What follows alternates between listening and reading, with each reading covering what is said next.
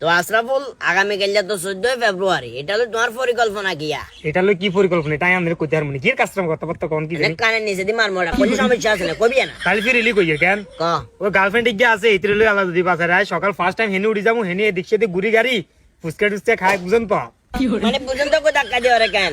তোর খেয়াল তো আই এত বালা দেয় না।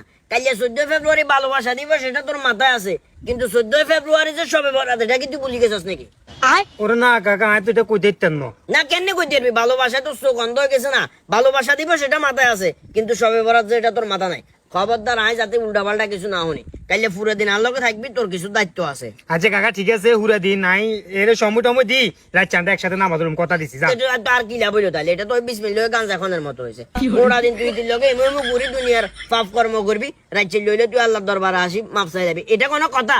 আমার কথা হইলো ফজরের নামাজ হমু আন্ডা একসাথে, কথা বুঝাই শুধু তোরে নূর করিমার হলারেও কইছি।